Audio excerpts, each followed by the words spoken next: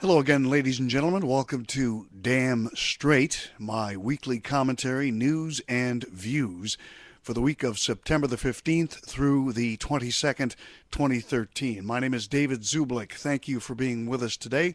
I am the host of the America Talks radio program, heard Monday through Friday at 6 p.m. Eastern on OrionTalkRadio.com.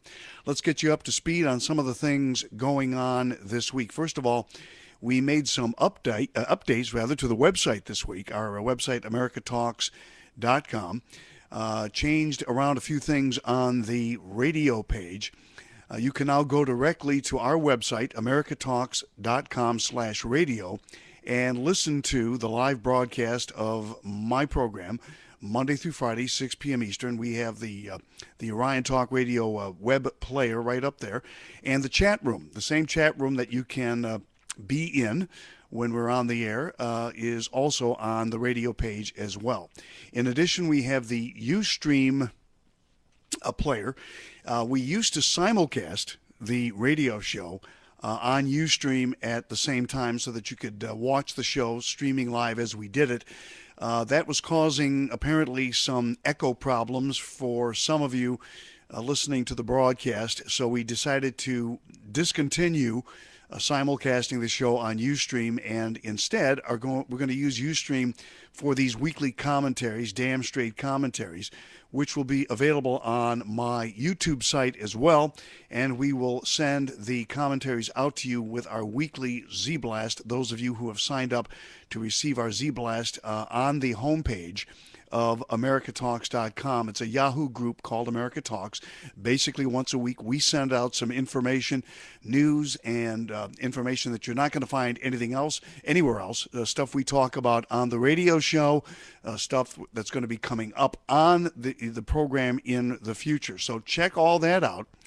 That's beginning this week. These are the changes that have been made to the website. In addition, we're also making some changes to the radio show, mainly our Friday broadcast.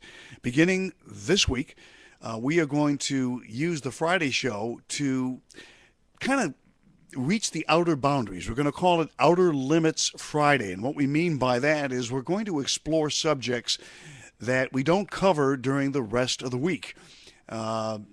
Since this program is an alternative news talk program on an alternative news talk network, we're going to test the boundaries by discussing some topics that don't really fit into the regular news categories.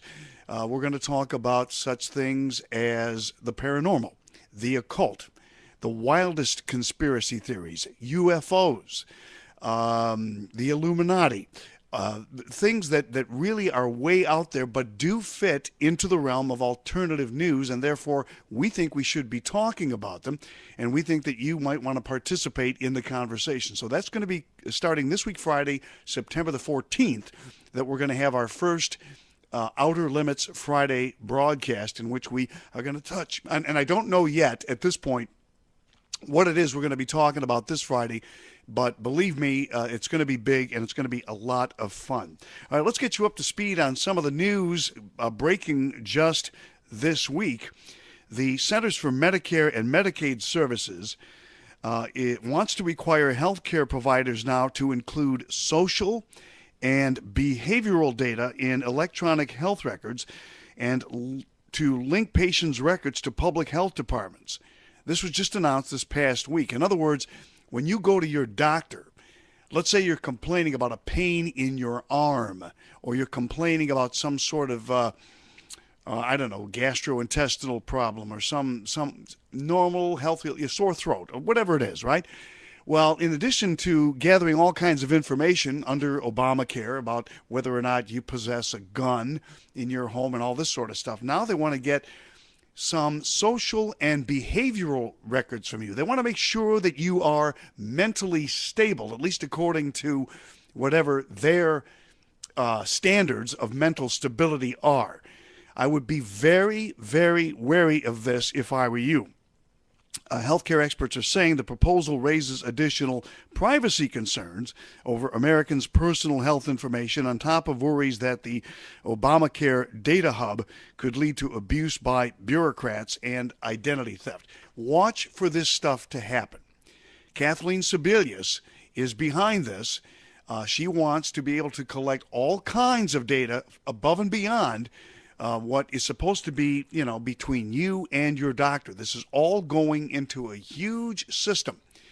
And this information, believe it or not, is going to be used against you by the government if at all possible. So you are going to want to be very weary and very leery of what they're trying to do to you here. You're going to want to be, the word I was looking for is wary. You're going to want to be wary and leery of what it is that they're trying to do to you.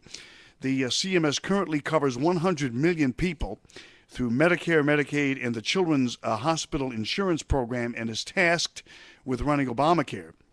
According to a solicitation posted by the Department of Health and Human Services on September the 4th, the CMS is commissioning the National Academy of Sciences to study how best to add social and behavioral factors to electronic health record reporting. And of course, you can tell your doctor till you're blue in the face that you don't want to give this information out, but believe it or not, they're going to try to find a way to get this out there. So you're going to want to be very careful about this. The agency said adding social and behavioral data to patients' online records is going to improve healthcare. They say this is going to improve healthcare. Really? Watch it. Be very, very, very careful. This project sets out to identify core data standards for behavioral and social determinants of health to be included in electronic health records. Critics are suggesting that this would create new bureaucracies and negatively impact healthcare.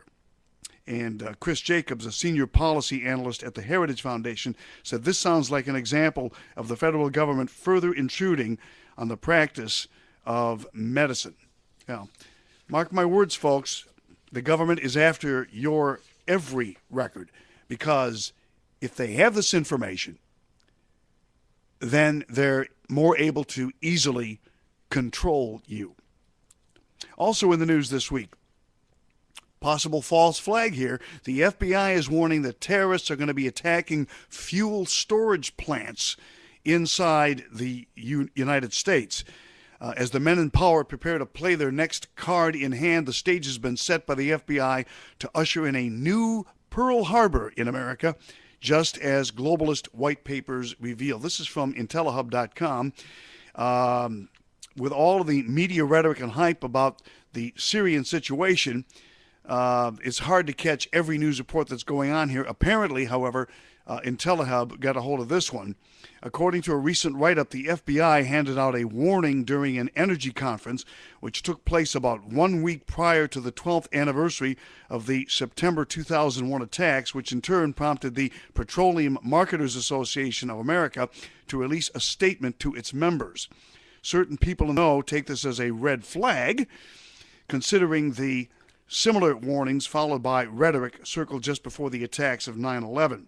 Reuters is reporting, quote, the PMAA message to members said the FBI warned fuel marketers should be on alert for new customers who are not from the area, drivers who are not familiar with truck or vehicle operations, and people who store fuel in unusual locations and containers.